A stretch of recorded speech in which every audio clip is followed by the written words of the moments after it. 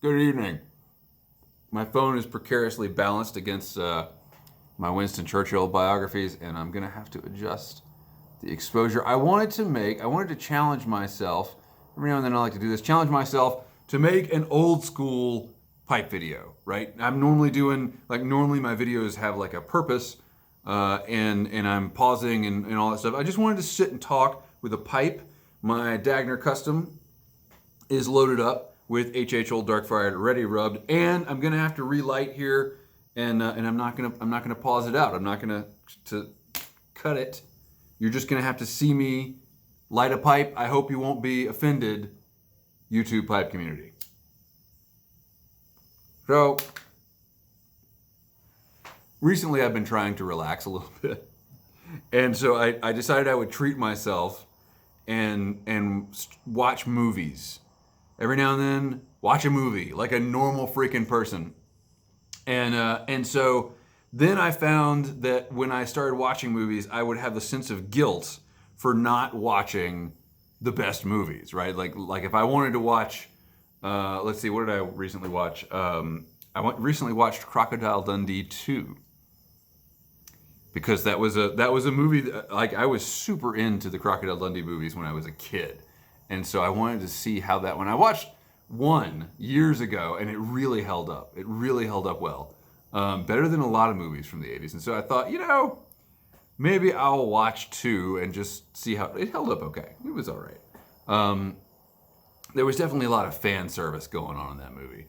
But anyway, then I developed the same sense of guilt about movies as I have about reading books, where I don't want to read things that don't like check off a bunch of boxes. Like I can't just have something fun to read. It's got to be like educational and philosophical or whatever. So anyway, this is all just basically a documentation of how I'm unable to relax like a normal person. But the point is, I decided, okay, cool, just accept that about yourself and go through a list of movies that you feel like you ought to watch.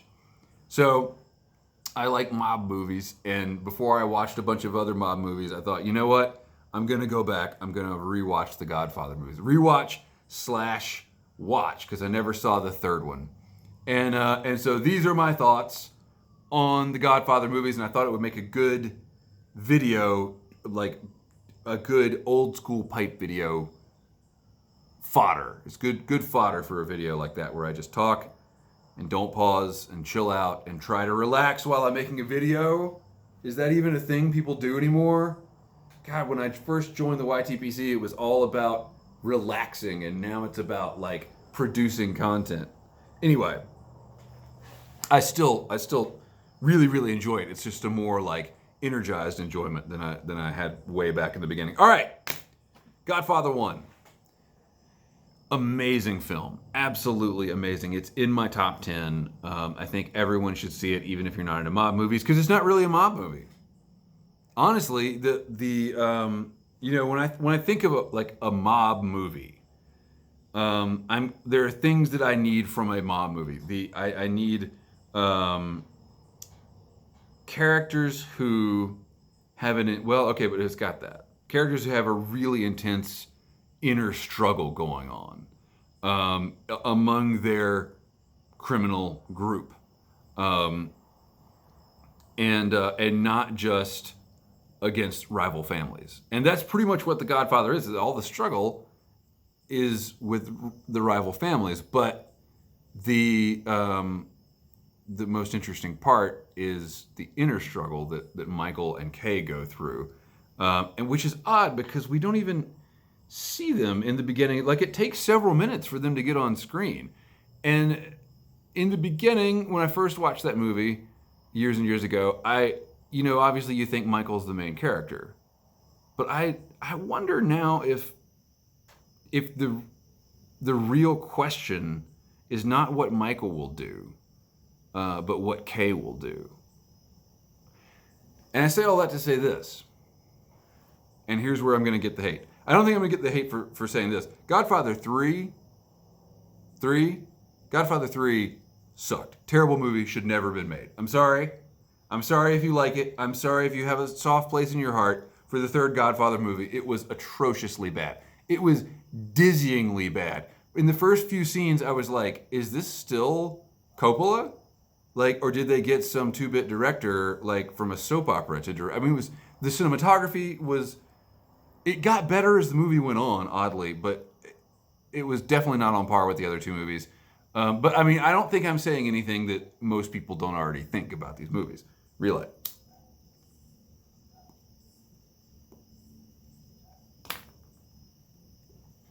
Here's where I'm going to piss people off. I think Godfather 2 is entirely unnecessary. Great movie. Great movie. I was entertained the whole time. It was beautifully done. But I don't feel that it adds anything to the story other than the Fredo thing. And what does the Fredo thing really tell us? That Michael is ruthless? Wasn't the whole first movie about that? About him discovering his ruthlessness? I feel that, I mean, the whole Mo Green scene in Godfather 1 established for me pretty well that Michael was a cold-hearted bastard. And nothing in Godfather 2, like I felt that Michael was rather one-dimensional in Godfather 2. Everything sort of happened to him or around him. He didn't have any personal change. And so, yeah, Godfather 2 was just extraneous. Now there's, of course, the whole flashback to the early 1900s and the Vito Robert De Niro as Vito. And that stuff is great.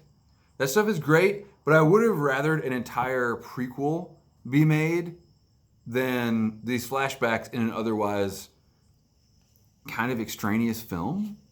I just felt like it was B-roll from the first movie. Like, really well done, entertaining. I wanted to watch it, but I wish now that The Godfather 1 just existed as one, and the other movies had been made some other way, you know, some other title, so you don't feel like it's like part of a larger story. I mean, obviously it's always going to be part of a larger story, but you don't feel like you have to watch the other. I don't know. I think the first one stands on its own better than Godfather 2. And I know so many lists of the best films ever put them both in the list, and I just don't think that's warranted. I think 1 is far and away better than 2. But God, 3, Sofia Coppola. Oh my God, what a terrible actress! Terrible. When she, okay, so spoiler alert. When she gets shot at the end and she's just like, Dad? Thump. Like, what? That was so stupid. Anyway,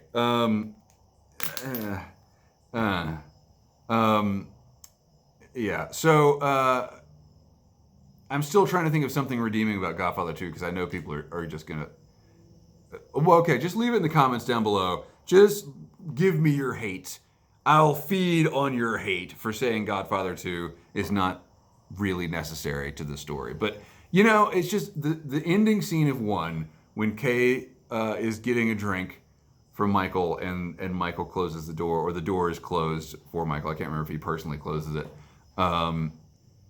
It shows the way that this kind of evil spreads, right? So Michael, he had his own reasons for joining the family business, and I think those reasons actually, if there's one critique I would make of Godfather 1, it's that we don't see Michael wrestle with it enough.